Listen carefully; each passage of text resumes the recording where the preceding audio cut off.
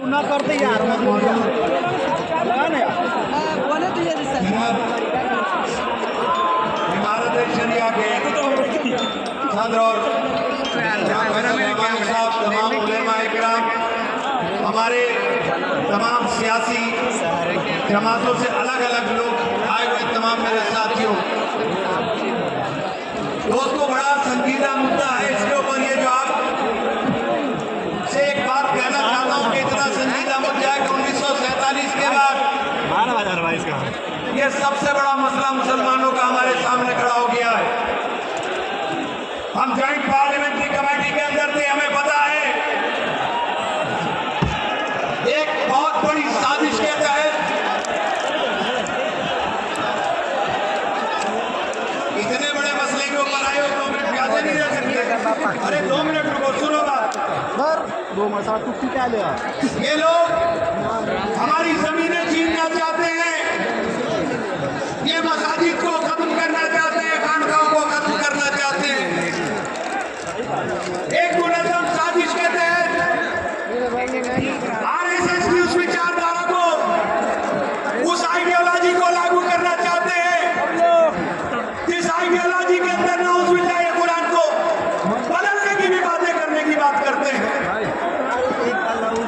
आप लोगों को इस बात को समझना होगा कि जमहूरियत के निजाम के अंदर ताकत अगर कहीं से आती है, वो ताकत आती है वोट से, और जब वोट का नंबर आता है तो वोट के नंबर के ऊपर ऐसे ऐसे लोग चोला पहन करके आते हैं, ऐसे चोला पहन करके आ जाते हैं जो देखने में आपके हमदर्द लगते हैं, लेकिन वो सबसे बड़े शातिर और सबसे बड़े दुश्मन आपके निकलते हैं। इस सूबे के मुख्यमंत्री को, आंध्र के मुख्यमंत्री को आप लोगों ने इस नीयत के साथ वोट दे करके मुख्यमंत्री बना दिया था कि ये हमारे हुकूक की बात करेगा, हमारे हक की लड़ाई के अंदर हमारा साथ देने का काम करेगा।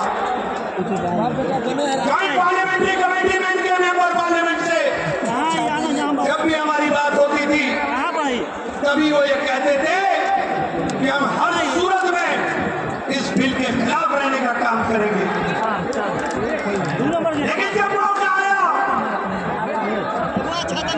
अगर ये लोग चाहते ये 2 पार्टियां चाहे थी सिर्फ, तो ये कानून नहीं बन सकता था। ये बिल पार्लियामेंट में पास होकर कानून नहीं बन सकता था। लेकिन इन लोगों ने, चाहे वो नीतीश कुमार जी हो और चाहे वो चंद्रबाबू नायडू हो, इन्होंने आपके वोटों का सौदा कर लिया। बिहार के लोग आपसे कहना चाहता हूं कि ये कानून अगर लागू हो गया तो नमाज कहां पढ़ोगे? मस्जिदें नहीं बचेगी तो नमाज कहां पढ़ोगे? और मर जाओगे तो दफनाए कहां जाओगे? इन्होंने पैगाम देने की कोशिश की, माहौल बनाने की कोशिश की, चाहे वो गृह मंत्री हो, देश के चाहे प्रधानमंत्री हो, या मुसलमानों के अंदर पसमानदा मुसलमानों को रोजगार देने का काम करेंगे। मैंने एक बात पार्लियामेंट के अंदर भी पूछी थी कि एक जगह इस कानून के अंदर ये बताओ कि आपने क्यों से मुसलमान की बात करी, कहीं पसमानदा हो, अगड़ा हो, पिछड़ा हो। मुसलमान तो एक होता है, मुझे तो समझ में नहीं आता। ला इलाहा इल्लल्लाह मुहम्मदुर रसूलुल्लाह के अलावा कुछ समझ में नहीं आता। लेकिन ये आपके बीच में गलतफहमी पैदा करने की बात कर जाती है। मैं आप लोगों से आप कहने के लिए आया हूं, बिहार के लोगों, बिहार के गरीब मुसलमानों, तुमसे कहना चाहता हूं, बकरी की खाल पहने हुए भेड़ियों से होशियार हो जाना। बकरी की खाल पहने हुए भेड़ियों से होशियार हो जाना।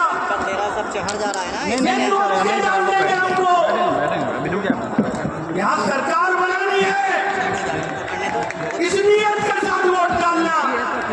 कोई तुम्हारा भाई बीच में आकर खड़ा हो जाए, वो भाई तुम्हारा हमदर्द नहीं, ये कन्हैया तुम्हारा हमदर्द हो सकता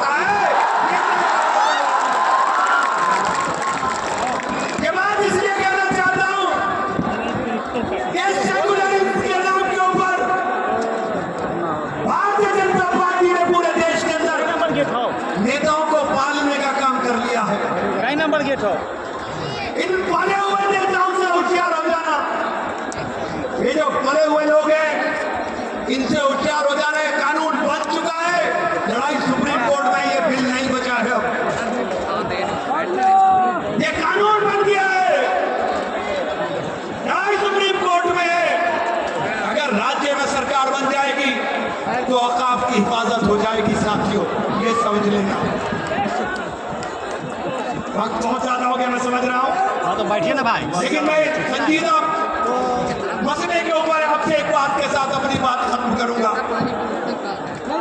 कि हमारे आबा और अजदाद ने जंग आजादी के अंदर लड़ाई लड़ी और ये आजाद कराया मुल्क, इस उम्मीद के साथ आजाद कराया था कि आने वाली नस्लें इस मुल्क के अंदर मोहब्बत के साथ रहने का काम करेंगे। आज हमसे वो सर्टिफिकेट मांगते हैं जिस विचारधारा के लोगों ने इंजेक्शन से भी खून इसके अंदर देने का काम नहीं किया। वो नफरत को बांटना चाहते, हम मोहब्बत की बात करना चाहते हैं। हमारे नेता राहुल गांधी ने बार बार इस बात को दोहराया है कि जब मुल्क का बंटवारा हुआ, मुल्क के बंटवारे के अंदर कांग्रेस ने गारंटी की थी मुसलमानों के हुकूक की हिफाजत की, और कांग्रेस उस गारंटी को लगातार कायम रखने का काम करेगी, उस गारंटी के ऊपर लगातार कायम रहने का काम करेगी। आप लोगों से इस उम्मीद के साथ इजाजत चाहता हूं कि दोस्तों, इस निजाम को बदलने के लिए, इस व्यवस्था को बदलने के लिए बिहार के लोगों, तुम्हारे सामने एक बहुत बड़ा चैलेंज है। अगर तुमने इस निजाम को बिहार से उखाड़ करके फेंकने का काम कर दिया और उन भेड़ियों को जो बकरी के खाल बहन करके आपके बीच पाने की कोशिश करेंगे, पहचान लिया तो पूरे मुल्क के अंदर